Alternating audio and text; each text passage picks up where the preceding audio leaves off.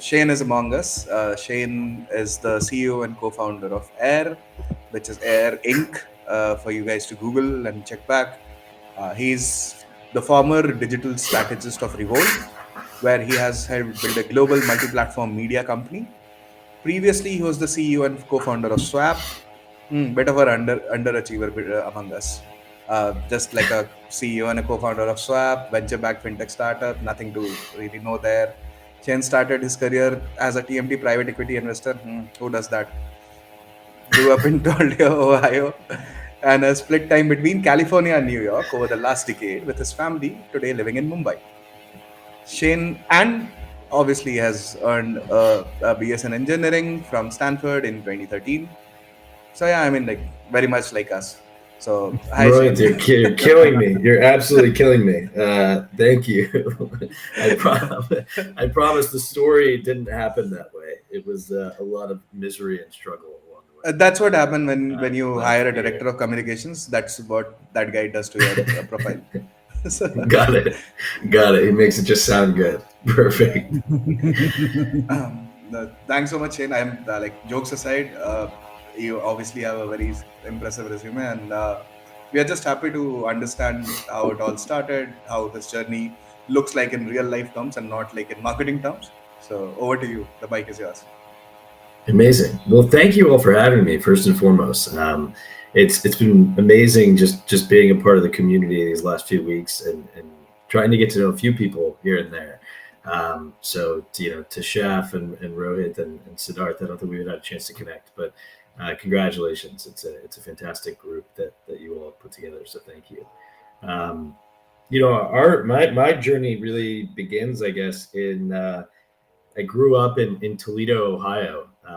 My parents both immigrated from Mumbai to the States for grad school, and I'm Bunt, so we all originally grew up in Mangalore, and they moved to Mumbai, uh, lived sort of by Kemp's Corner, around Worli, and I would go back to India through childhood for all of December and then every summer for 3 months. So it really became home in many ways.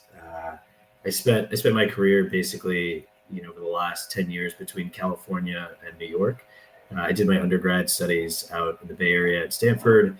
And then between working in Silicon Valley, working in sort of finance in Wall Street in New York, doing a little bit of a media stint in LA, and then now running a SaaS company that we sort of have employees across the globe, but I'm mostly hopping back and forth in planes between the Bay Area and New York. So a bit of I guess a bit from everywhere, and I think blessed to have the journey that I did. I was lucky enough to have a ton of mentors along the way who really carried me forward.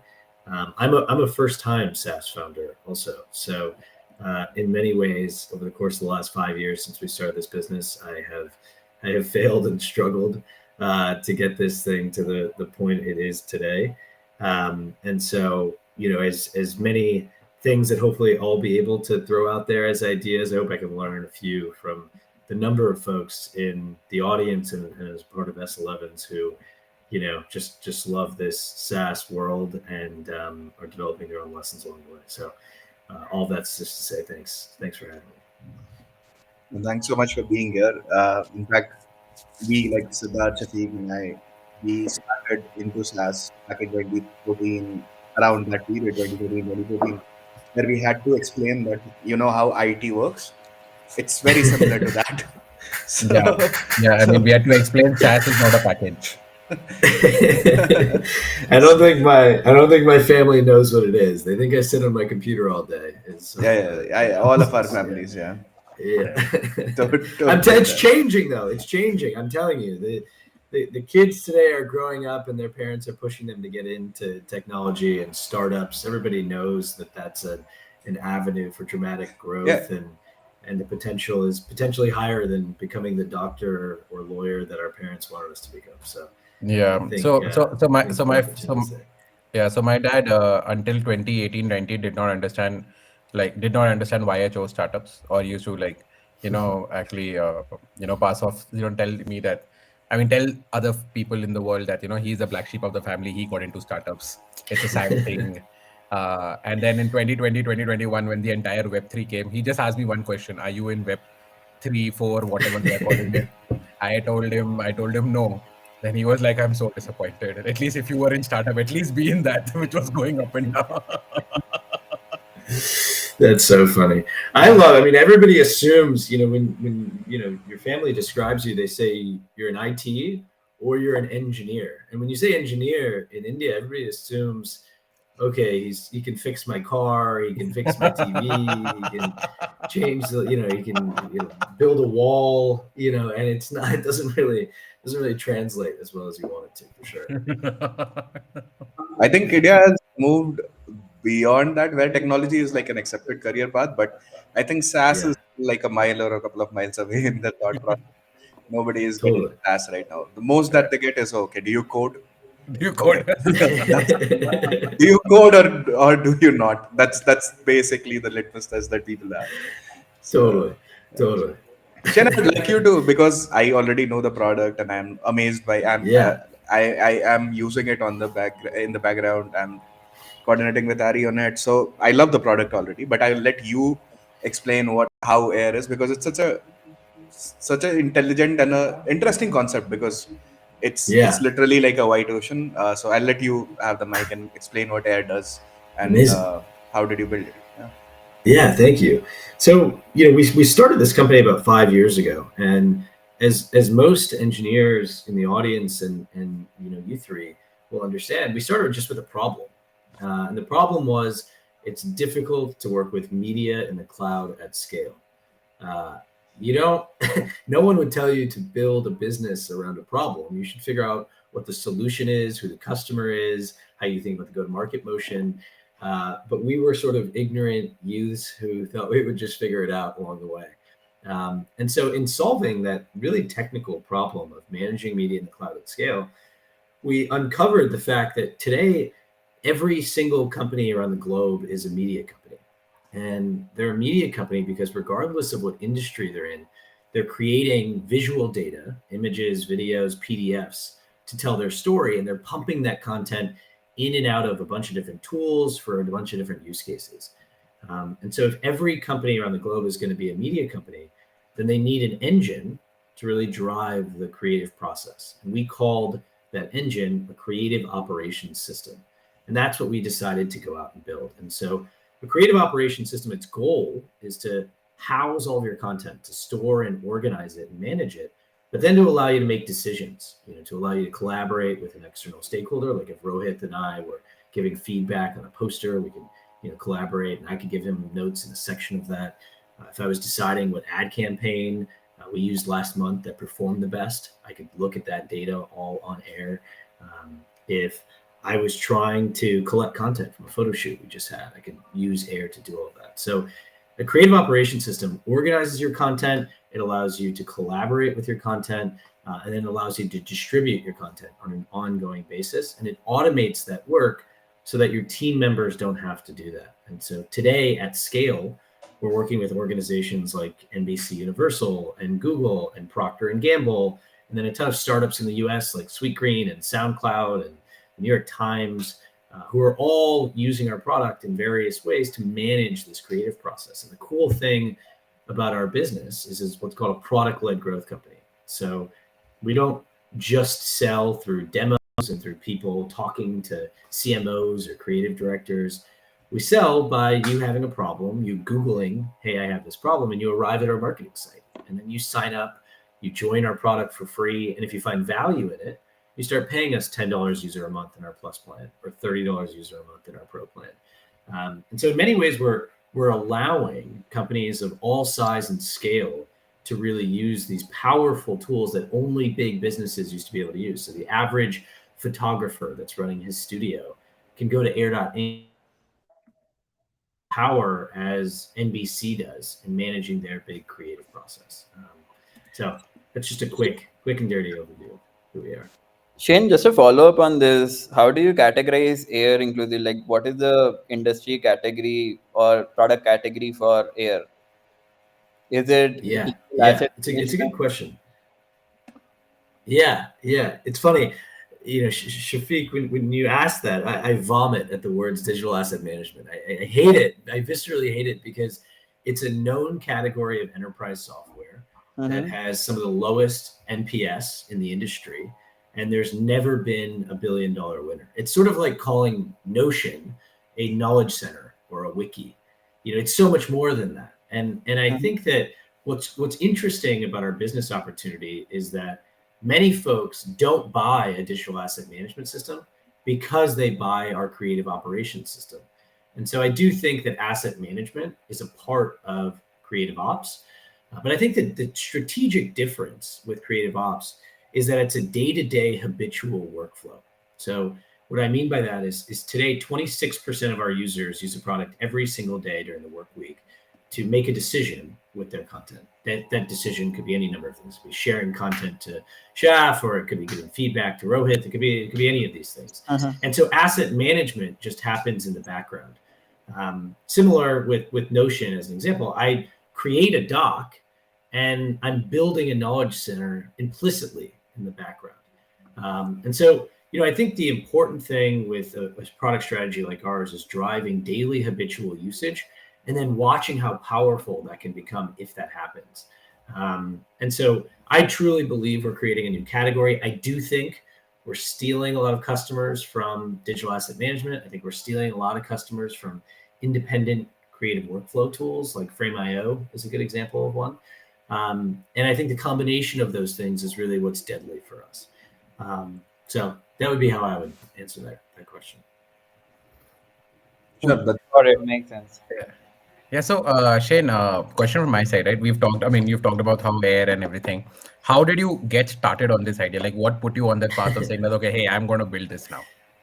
Yeah, yeah. So, when I was working in private equity, it was a TMT growth equity firm, and we kept looking at media companies in New York who were building their own infrastructure to manage content. And their argument was we're building this technology internally within our organization so that we can make content faster and smarter than our competitors and reap the benefits of the efficiencies as a media company. And I thought that was brilliant as a concept, but I thought it was stupid that a media company in New York was building software. It didn't make sense to me. And I thought that if it was really going to be built well, it should be its own organization, purpose built, building this kind of infrastructure. So as an investor, I had an advantage in that I could look into the market and see what other companies were doing. Then I became the chief digital strategist at REVOLT TV, a television network in Los Angeles, and I became the buyer. So I was like, okay, if I go and operate an organization and look and canvas the market, maybe I'll start to find some solutions. And the solution set was abysmal from my perspective that was currently out there. And so a lot of those industry understandings drove my co-founder and I to really start this company. His background, he was the head of live streaming at a publicly traded business, and then was building digital products for media companies in New York. And so we had a bunch of, we had about 6-7 years of industry understandings that drove us to be able to start this business with just a problem statement. It's difficult to work with media in the cloud at scale because we felt like we had a perspective on all the different customers that there could be with this product and the width of the tool. Again, I think that made starting this company really challenging because we had to go through the process of figuring that out along the way. But we truly did rely on a lot of our own industry understandings to get there. sure. So I think that's a good segue into asking you the real meat of the GTM that you guys followed. So with a PLG product, obviously there will be a PLG motion. But how did you get like your first say 10 enterprise customers? Like what is the motion that you followed actually? Yeah, it's a good question. So, through this conversation, I want to make sure that we are thoughtful about how we sort of use our words. So, tactically, when I talk about our product, I'll talk about the SKUs of our product, which are free, plus, pro, and enterprise. And then we'll also just talk about segmentation of customers, growth, commercial, and enterprise. The word enterprise will be used twice, so I think it's just important to differentiate there. The other thing I'll say is just categorically, every single business, every single product-led growth SaaS company, whether it's Slack or whether it's Notion or Airtable or Figma or Loom, you can go on for days. Every single one at scale has account executives who sell the product and a product motion. So you really, if you want to build a PLG business, you're basically acknowledging that you're building two go-to-market motions. You're building a sales assist motion and you're building a self-serve motion. So today at our business, to dive into it, 70% of our logos that become customers are self-serve. They go to our marketing site, they use the product for free, they find value in it, they convert to paid, they expand, they convert into higher and higher tiered plans, and occasionally they may ask for help along the way. 30% of our customers say at some point in their journey that they need help. Now, they could start for free and then say, hey, I want to talk to someone on the sales team. Google, as an example, started using our product for free and found value in it, and then said, hey, we can't actually use this thing because it needs to pass some big security review until we start talking to you. So then they started engaging with us. Or said another way, Lemonade, which is a big insurance company in the US, they had a big RFP process and they said, hey, we want to talk to your sales team immediately before even using the product. And then we push them into using the product. So though there's two motions, these motions are integrated. And about 30% of our logos that become customers talk to someone on the sales team or on the customer team at some point in their journey. From a revenue standpoint, those numbers just for are basically context, inverted. sorry, Shane.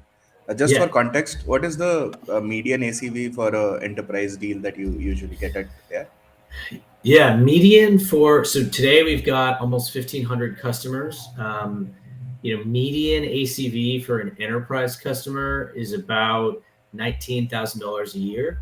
And then the average for the entire customer set, including self-serve, is just under $3,000.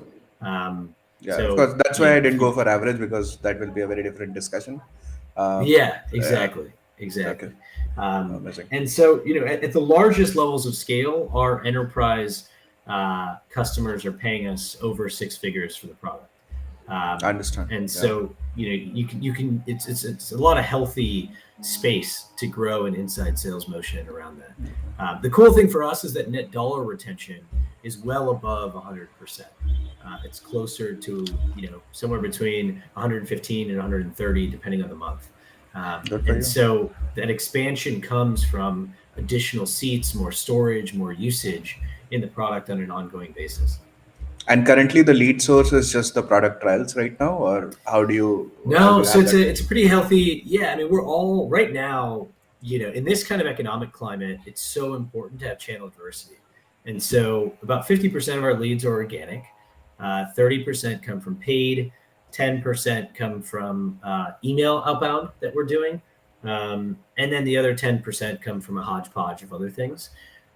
We really want to continue to diversify that mix so that we don't have any channel reliance. So, I think at different stages of these companies, we've relied on one thing versus another. And, as an example, in the last 2 weeks, we just stood up an SDR team that's going cold outbound. The goal in that is to increase the amount of outbound leads we get from 10% closer to 25. And so, I think there's things that we'll invest in on an ongoing basis to continue to diversify that mix. And there was a audience question just that I would want to plug in here.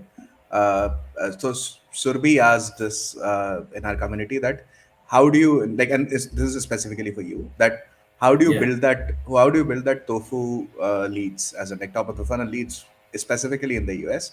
What were the early strategies that you implemented for Air, and was it like a mix of organic and paid? How was it basically like? Yeah, totally. I mean, this is going to sound really blunt, but early on it was a lot of beg, borrow, and steal. You have to tell someone that you're accidentally somewhere. For the first, let's look at the journey of this company, and maybe this will help answer the question. We started in 2019 with a 9-month pilot program where we brought on 20 partners. For those 20 partners, I was showing up at offices. I was going to webinars. I was trying to meet people. I was hunting them down on LinkedIn and begging them for advice and then following up and getting to know them for 6 months. I mean, I was selling nothing.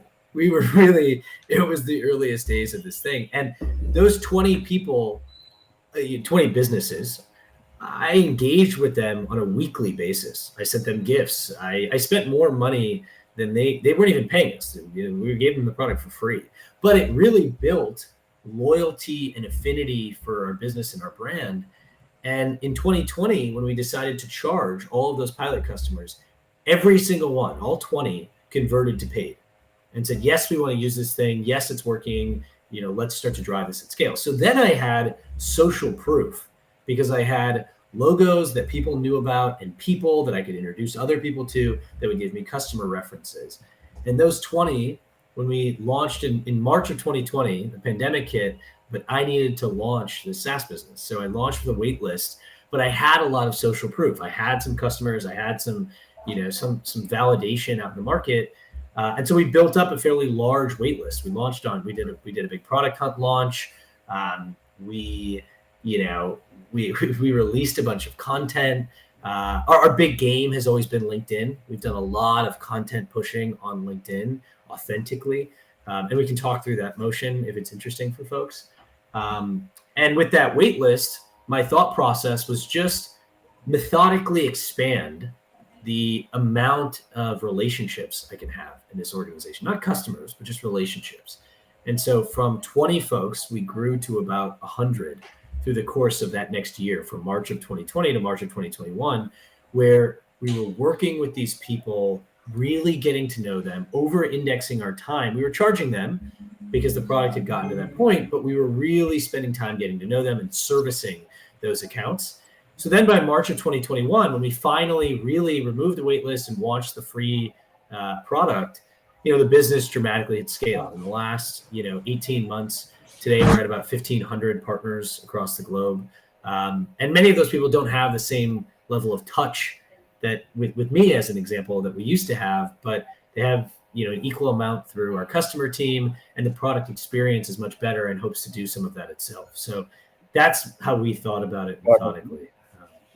Shane, a couple of questions, follow-up questions on what you just mentioned. Could you just briefly touch upon the content distribution part of it, wherein you just mentioned that you created content and pushed it on LinkedIn and used it as a channel that worked really well for you guys? Plus, could you just briefly talk about, was there, with COVID and lockdowns placed across the world, there was remote work on the rise. Did you also benefit from the tailwinds that Air as a business would have gotten, because suddenly the teams were not collaborating in a physical space, employees were distributed. If you needed to get work done, you required these things to be in place. So what was the impact of the tailwind? And the first question being around content distribution on LinkedIn. Yeah. Why don't I start with the tailwind one, and then I'll get to the content distribution side. On the tailwind side, 1,000% I benefited from the world becoming remote and asynchronous. I'm building a cloud collaboration tool, so I have to. I think other trends that really helped me, which I think would be helpful for the audience, is really be a student of your category. So in my category, the lighthouse is Adobe. And last year, Adobe, sort of wrote in their annual, and I obsess about reading their annual reports, their 10Ks, their 10Qs, and in whatever category you're trying to build in, you should be doing the same for businesses that are leading and winning in that category. And so, in Adobe's annual report, they highlighted the fact that for the first time in the history of their business, their core customer had changed. And their core customer was no longer a creative professional, a designer. It was what they called a visual communicator. It was someone who was involved in the creative process, because their belief was that every company was a media company. And so in many ways, I stole that thesis. And these individuals need two things. They need template-driven design system, which is what Canva and Pixel Cut and a number of different companies are executing on. And then they need collaboration and content workflow. Those are their words, not mine. What is a creative operations system but collaboration and content workflow? So today, I'm the leading startup in the category that Adobe in their annual reports is saying is going to be their future. And so those are things that I think, are tailwinds that are happening away from just, yes, the world is asynchronous. It's the opening up of a new category that I am continuing to try to index around executing. Now, why that's important to talk about first before we get into content is because those are the industry understandings are going to give you the language and the framework to be able to create content from that then speak to that need. And so, from my perspective, if you think about our category, regardless of what category you're in, you need to think about quality content that can happen at scale that speaks authentically to your audience. So I don't care what channels you push content through. At least think about those 3 words before you do it. And so in our category, we could have gone about 3 different routes. We could have gone with just pumping out content for SEO exercises. We could have gone with just sales enablement material, or we could have gone with native social. And I'll talk through why we decided to go with native social. On the SEO side, I think a lot of product-led growth companies go really deep on sophisticated strategic blog content where it is a machine and it is mechanical. I've seen a lot of startups do that in the SaaS world. It's, from my perspective, it didn't really resonate with the type of business we wanted to build, and it wasn't the type of team we hired. I think if you're going to go that route, you've got to be super scientific about it. You've got to be, sitting on Ahrefs and optimizing keywords and doing backlinking. And I didn't feel like we were positioned best to do that, nor do I think it met the needs of our audience or our product strategy. It's really hard to category build from SEO pages. You can speak to tactical workflow needs, but there's 50 to 100 different workflows that given customers use in our product. And so trying to arbitrage which keywords are open for each one of those didn't really feel like it made the most sense for our business at that time. So we decided not to do that. Second one is just sales enablement content about evangelizing the category and feeding me with more decks and more blogs. So anytime I talk to someone, I can just give them research and understandings. I think we drove into that a little bit. That's why I do things like obsess about research reports and we write really deep reviews. But Rohit, to your question about top of funnel, who wants to read the next big industry report on why creative ops matters? It's hard to really sell that. You need to have top of funnel in order for that type of content to matter. So right now, that type of content for us matters a lot because we do have a lot of folks at top of funnel. But previous to that, it wasn't as important. And so then the last thing is social, and I think for social, I can only speak from our lived experience. We are trying to build a category, and there's no better place to sit with a microphone than directly on social media preaching the Bible or the Vedas of that category. And that's in a very stupid, basic way, that's what I'm doing every single day on LinkedIn. We are posting content about why this category matters. And then strategically, we're taking that content and we're emailing out to folks and we're directly messaging them on LinkedIn and saying, hey, I would love to interview you, or hey, I would love your perspective on whether you think I'm right or I'm wrong. We have a 20% response rate to my LinkedIn DMs. And because I'm not going there and saying, hey, I want to sell you this product Air. I'm saying, hey, I believe in this category of creative operations. You're a creative director. I'd love to spend 15 minutes and just pull your thoughts on it. And that's really resonating because I'm not selling the product. I'm talking about the category to people who believe they're in it. And they're giving me perspective on whether they think it's real or not. And in those 15 minutes, they decide, oh, I think he's actually really interesting and this product might be interesting for us, or it might not be. And so there's a funnel then built of do those people from those conversations go into a sales demo and then go all the way through? A good amount of them end up doing that because they find our category really interesting.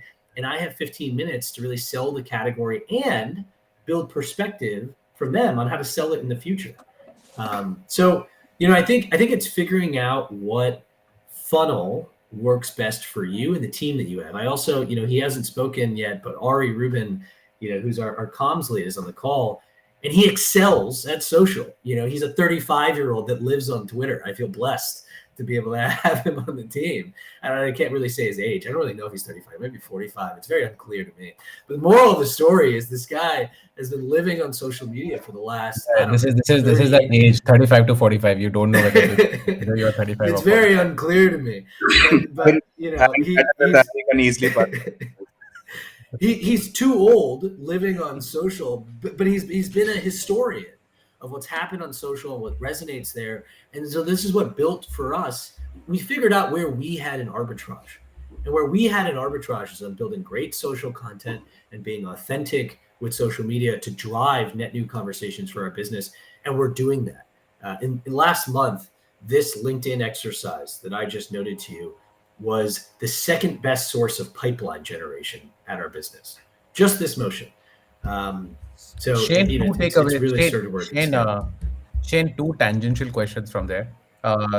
Before you talked about how LinkedIn was, and how you basically the tailwinds of a world going remote helped you. You said you had 20 design partners at the initial outset. My first question is, how did you get those 20? Right? How did they agree to come on a free trial of a product, especially in a market like US? Right? What are your thoughts if someone's building a SaaS-based solution? How do they get these first 20 design partners per se? Yeah. And the second question is, you just talked about LinkedIn is your second best pipeline, right? At this scale now. Now at this scale, would you be able to give us a flavor of as your organization expanded, right, from say C to pre-seed to seed to Series A and above, how did your mix of channel change, and how do you think it's going to look like in the future? Yeah, it's a good question. So it sounds like the first question is, how did I get our first design partners, and the second question is about channel mix. Where's it been historically, and where will it go? Yeah. To the first question, it's funny. I'm now thinking back 3 years, so I apologize if I don't have all the anecdotes. But look, I think there's two things I'll say. One is that if there is a real pain point, regardless of what category you're in, there's a real pain point, and you approach someone and say, for free, I will work for you to try to solve this problem. There's a propensity to work with you. Now, the problem has to be low stakes, or it has to be low stakes to start, and then they have to grow over time. But, inherently, if I have a problem and regardless of what it is, personally, professionally, if I have a problem and someone says, I want to work with you genuinely and try to fix this, and I will do that for free, I have a pretty high likelihood of just saying yes. If you told me that, right now as a company, I'm trying to scale, so pipeline matters a lot. If you came up to me and you said, Shane, I will work for you for 6 months for free, for 9 months for free, and I'll just generate pipeline for you, and you don't owe me a damn thing, but I will work with you and I will check in every week, I have a high likelihood of saying yes to that. There's no, why would I say no? For what? And so that was definitely a part of it. And then the second thing, I think was just, we really leaned in on relationships and warm intros. And we met someone and through an intro, and we asked them to introduce us to someone else. And again, we were looking for 20 people. And so you can do things that don't scale. And it's really important to recognize that at that stage. You don't have to get the content engine up and running and send out ads and do 1 million things. You're just trying to find 20 people who really believe genuinely in what you're doing and think it's a problem. And so we leaned heavily on relationships to do it. My co-founder's wife's company was one of those 20.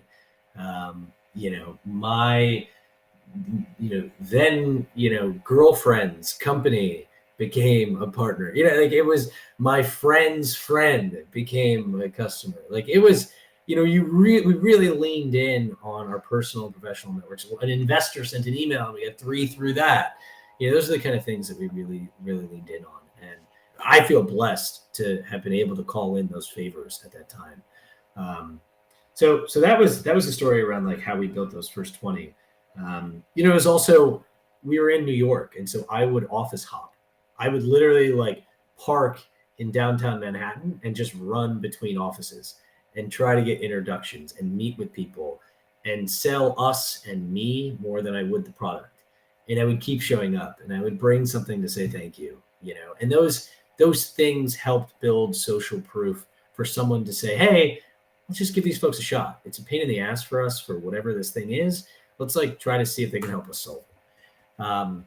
So, I think make things low stakes, be generous with your time, be generous with your efforts, and ask for favors. And I don't know, I maybe I'm wrong, but I just believe the world is a pretty nice place if you just ask genuinely. And I mean that in all sincerity.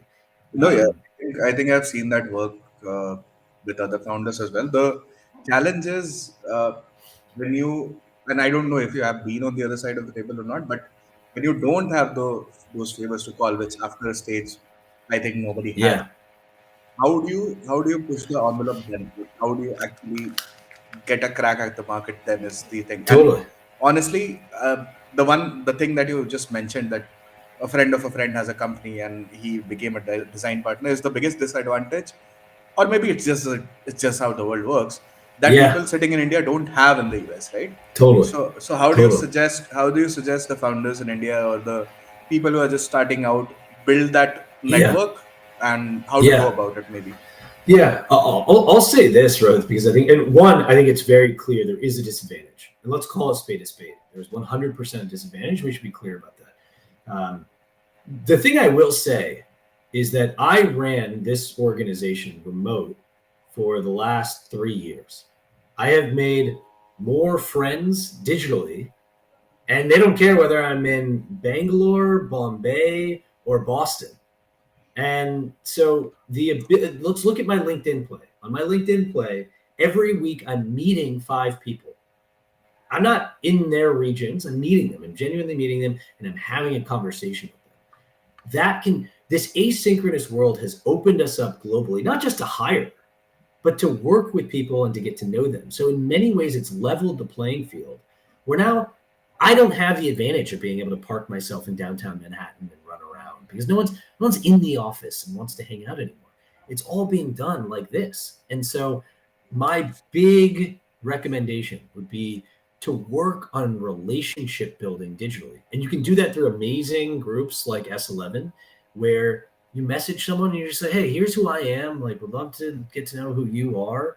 And let's just hop on a video conference and get to know each other. I've had a couple people on S11 message me and say, hey, I'm doing this thing. Can you help me? And depending on what it is, I can give some feedback, I can give some thoughts really quick, but I may or may not be able to help them. But if it's just, hey, I would love to build perspective, then yeah, let's grab 15 minutes and just chat and get to know each other. And there's a power in relationship building that, yes, Rohit, will take time to mature and develop the same way that a relationship in person was. But I do think there is this moment in time where, as an example, we just launched we're a traditional US company. We're 4.5 years into our journey. We just launched our infrastructure team in Bangladesh, in the last 4 months. And that team is working directly with customers to migrate all of their content. They have no idea that this company that's based in Brooklyn has a 4-person team in Bangladesh that's migrating their content and setting up for them, but they're on emails with them and they're going back and forth and collaborating. Maybe they can pick it out because of their last name or their first name or whatever that looks like, but it's truly a global market right now. And I was just with one of the portfolio companies of this investment firm that led our last round. They're split. Half their team is in India, half their team is in the US. All of their product is being built in India, and 70% of their customers are in the US. And it's fascinating because they get to operate much more efficiently than we do. I have a really heavy US team, and so they're spending much less money. And in many ways, they have a larger team, so they're shipping much more product than we are as an organization, which that's their arbitrage. That's their advantage. They're using that advantage, and they're saying they're being able to solve problems quicker for partners than we might, though we might be able to provide the comfort of, hey, a lot of our infrastructure in the US, or you can talk to an engineer in the US. So, I think it's really playing into your advantage. And I do think while there is a disadvantage to Indian-based SaaS founders specifically, I do think that's coming down now that we all operate remotely. No, your argument actually begets the question. It's actually from one of our community members, Pratik. He asked that what is that right point of time where, like, an India heavy SaaS or maybe an India based SaaS should think about building a team in the US. Like the first hire, the first sales hire, usually, and a full circle AE or something like that. What is that? Is there an inflection point where India-based SaaS should think about having a in US? One, is that even a logical decision to have, given the new way the world operates? And second, if yes, then what is that Yeah. inflection point? Yeah. I do think part of it is really looking and understanding the underlying data that you're seeing in your own product. So the first thing is it would depend on how much demand you're starting to see organically. I would wait to see organic demand. That demand could come from requesting demos, or if you have a product-led product, from signups. If you're starting to see a lot of US-based signups, the first thing I would do is, if I was in India, I would layer on Indian employees who had spent time in the US through undergrad. And there's a lot of folks coming back to India, let's be clear. So I would layer on individuals in India who have experience in the US, either traveling personally or spending time in their academics, who understand some of the sensibilities of US companies and US culture. If that then proved as a social proofing point, I would utilize those individuals to serve as the bridge between my Indian organization and the US. And I would have that individual start to build out a lightweight US team. I would probably start with 3 people, 1 to 3, but those 3 people that I think would be critical would be someone who's hybrid. I wouldn't hire a pure play account executive. I would hire a hybrid person in growth, who is thinking about customer success, who is thinking about sales. And then I would hire someone in marketing who can think about messaging and positioning. So those would be my first 2 hires. And depending on which one was working, I would lean in with the third on one of those 2. So that would be my landing pad, if you will, in the US and my process to get there. But I do think, again, to be clear, a lot, again, like increasingly in the US, let's think about it like this, fundamentally and practically. I look like a lot of SaaS founders in the US. I do. In fact, I am one of the least successful. Look at Microsoft, look at Adobe, and you will see people that look like me and Rohit and Shafiq and Siddharth. You will. It's just a fact. And so, I think we don't have to be afraid anymore to get on a Zoom and to talk to someone and speak intelligently about our categories. We don't at all. And all of you should feel proud and excited to do that. And so I don't think you need to hire Chads and Brads in Boston to sell your company anymore. You just don't. You do You'll not still have need to. an Ari though. You'll still need an Ari though. Yeah. You still need an Ari. I still need an Ari for sure. So, I think it's a really transformational, exciting moment in enterprise software. And I can't wait to see the next great US SaaS company having been built and scaled in India. Yeah, I mean, look at what's happening with Rippling. Rippling is launching a 500-person office in Bangalore. That's not, hey, we're outsourcing some IT work. That's, you're building a massive product organization. I don't know if you all have seen it, but you should watch the Rippling video about their India office. It's inspiring. It's like, okay, they're building product in Bangalore. It's real. I'm based out of Bangalore, and I see the Rippling billboards all around the city here, in most places. Um, Yeah, I think we have a question from one of our members in the community around differentiating offerings in a hyper competitive environment, where the major benefit you have is that of an aggressive price point.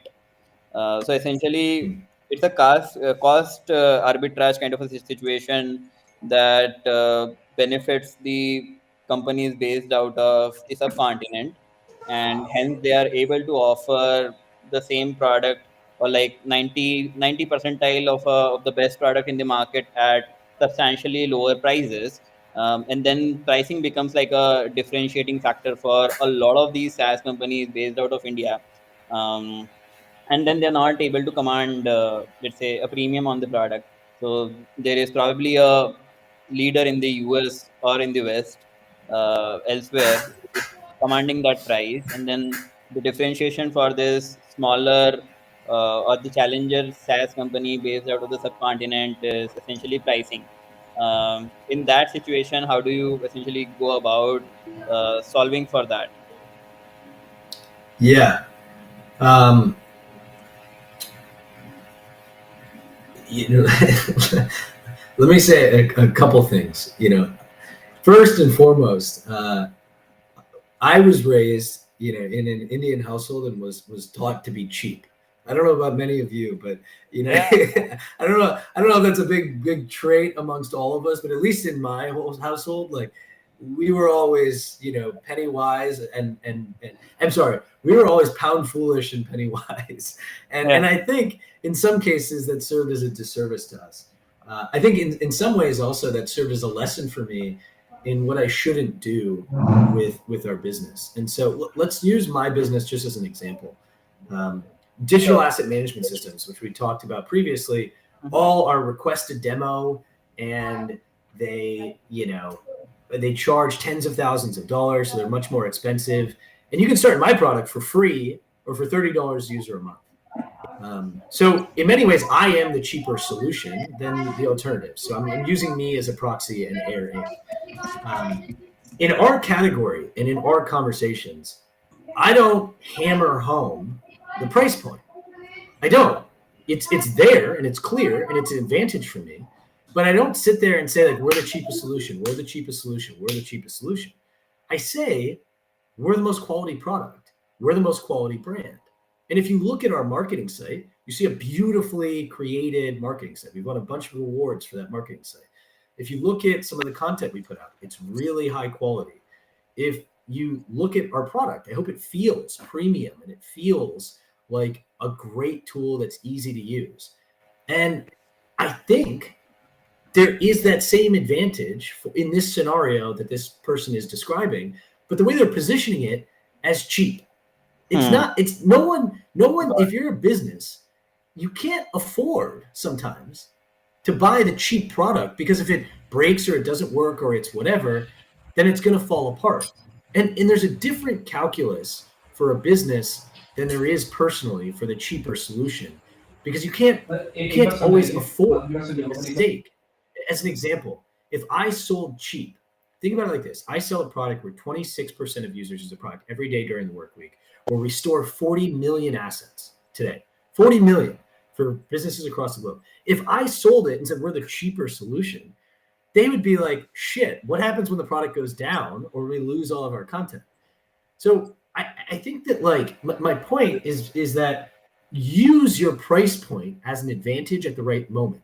When we got in that RFP process, I told Lemonade, why are you sitting and looking at tens of thousands of dollars to spend on this software? Just start at $30 a user a month in our pro plan, find value in it, and then let's expand together. So I used our price point as an advantage, but I never said we're just the cheaper alternative.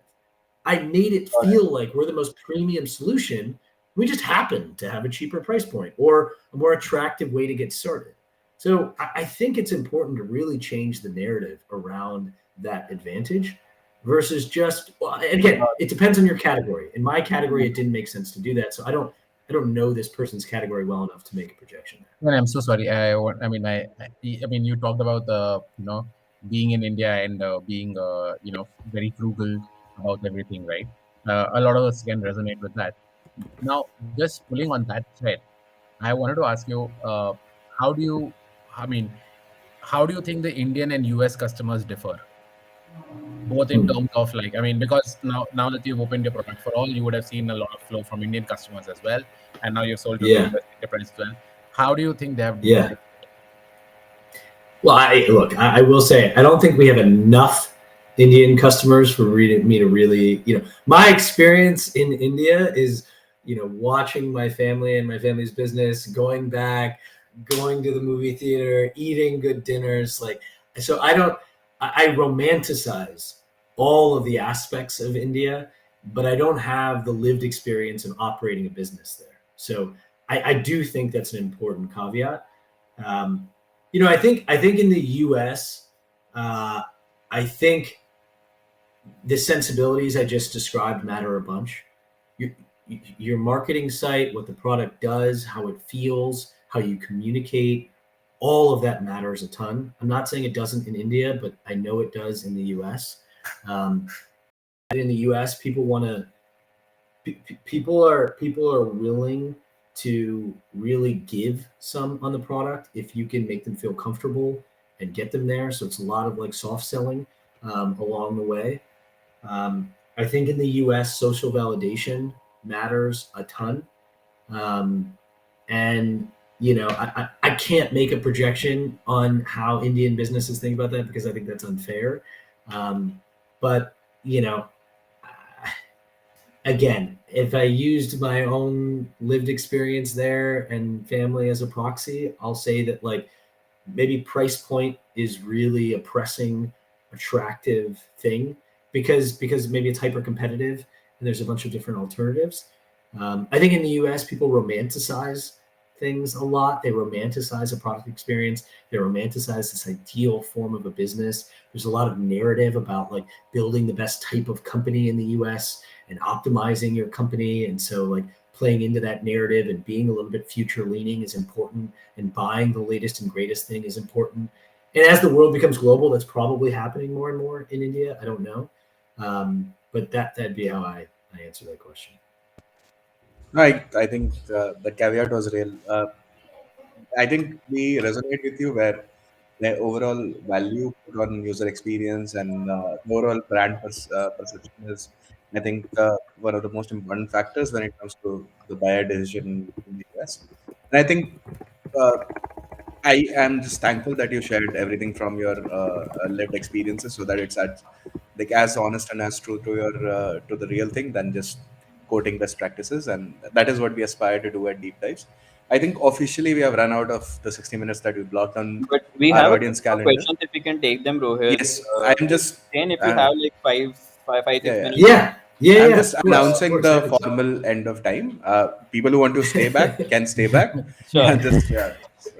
I'm sorry. I've never been to a party with a bunch of Indians that's ended on time. So let's no, we can hang out. There's no fixed agenda. We can stay longer. Come on. yeah, of course. No. Sure, sure. So one of the questions by Siddharth Shah in the audience is around pricing. Um, so early stage pricing and its evolution per seat, usage basis, or fixed Yeah, price, term based contracts basically. What do you yeah, prefer? Like I can see on air that it is per user basis, per seat basis. But how did yeah, you come to decide that? Plus, are there like how do you price for enterprise? What was the yeah, journey like? yeah. Yeah. I'll say again, the mantra I'm trying to pitch is in the earliest stages, make it up and do what feels right. And then as you scale up market or down market, wherever that might be, fill in the gaps with the understandings you've gotten. So let me walk you through each piece of that. We started with 20 customers. We gave them the product for free. Through those conversations, I would feel out like, how would you think about pricing? What do you care about? What are you comping us to? And I learned that they're comping us to Google Drive and Dropbox to start. So I looked at Google Drive and Dropbox's pricing structures, and I basically just mimicked it and added maybe 10, 15%. We did all these like dynamic studies, and we created a bunch of graphs trying to outlay the best brand, and it all spit out a generally similar answer. And so, I think our initial pricing structure was built from talking to folks, engaging, feeling out what felt right for them, and then plugging in a framework and seeing if that held, and benchmarking that to industry comparables where folks are comparing your product. Then we stepped into these enterprise pricing structures. And there, similarly, we generally were making up numbers. I'm just being honest. We were using a guideline and a framework, but we were trying to basically spit out, generally speaking, $15,000 to $20,000 ACVs, because that's what matched the go-to-market motion we wanted to build. So if you haven't read the 5 ways to build a $100 million business, you should. I'll post it on Slack after this so that everybody can, because basically depending on how large your ACVs are, that defines how much you can invest in your go-to-market and in what ways you can invest in your go-to-market. And so matching those two things is really important. Andrew Chen blog Sorry, post. It's the Andrew Chen blog post, right? Like the Ms and the mice. Yeah, exactly. Yeah, it originally was on Reforge, and Andreessen has reposted it. And everybody here should read that if they haven't. It is unbelievably helpful and clarifying. So, in that, we knew what type of, they defined these buckets by animals. So we knew what type of animals we wanted to go out and hunt. So that defined the ACV. And then it just became justifying that ACV. So we justified it with seats, with the platform fee, with a couple other things. So, that framework got shaped out through having 50, 100 more conversations with folks where we got a lot wrong, to be clear, but the things we got right, then we started leaning into. And so we're just about to increase our prices a little bit further because we're understanding that folks are saying yes almost too quickly, and we're losing out on some revenue we could get. So we're going to increase our platform fee just a little bit because we're feeling out these sensibilities. I mean, at this point, we're engaging in at least 50 to 100 sales conversations a week. So those are the things that are really helping define our latest thinking. So again, the thing that I'm trying to highlight is don't try to make it overly scientific. Thanks, Shaf, for posting that link. Read that link. That will really help guide a framework around enterprise pricing. And then with self-serve pricing, my big push would be like, try to benchmark it, and especially at the early stages, to where the comparable products are. And then over time, you're really going to have to think about gross margin in your product. And so, part of your pricing strategy will relate to how much you're spending to really build the business and the product. All right. I think the second question that was there in the question answer panel here is already answered to a large extent. And you can't really answer it without knowing the context around this question, like, which is what channel works best for B2B SaaS in the US? Which is like a look, I will say this. I have met with a ton of US founders over the course of the last 4.5 years. Not all of us are using the exact same channel. So I think it's almost, and I will also say, those who have been successful in many ways have gotten successful in different ways because all their businesses are different. And so it really just depends. One of my friends, they just went from $1 million in ARR to $8 million in 12 months, mostly with US businesses. And their primary channel was SEO. They're selling a business phone. And so they felt SEO was critical. They had a bunch of SEO understandings, and they absolutely crushed it with SEO. And that provided 60% of their leads. I had another friend who started a robo-dialer, and they went from $3 to $9 million in ARR last year. And 100% of their leads came from sales outbound.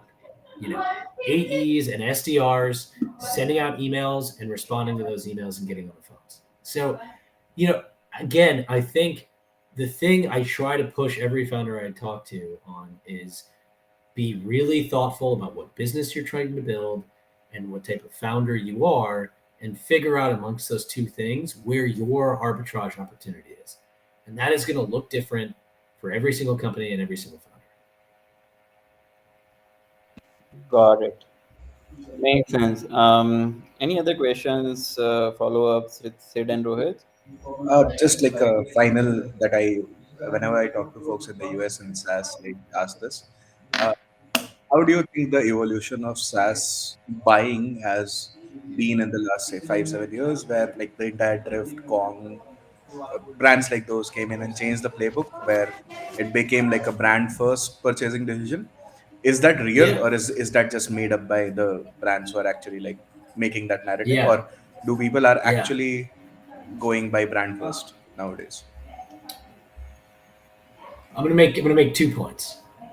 My first point is going to relate to the thesis of my business.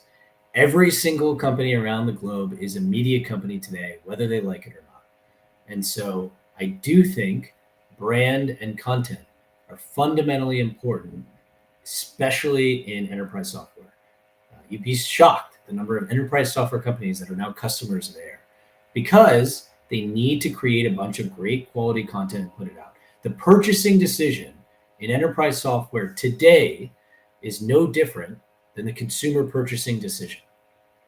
You look at someone's social, you check out what your friends say, referrals matter a bunch, you read up on it, you read reviews. Like it's all, that was what consumer purchasing, looked like 10 years ago. And it's happening.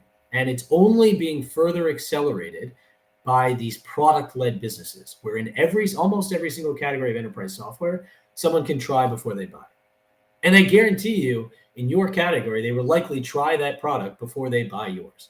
We have a ton of customers who try out our product, even if they have no intention of buying it, just to leverage and negotiate with whatever partner they might be working with. Fundamentally, I think it is important to acknowledge that reality.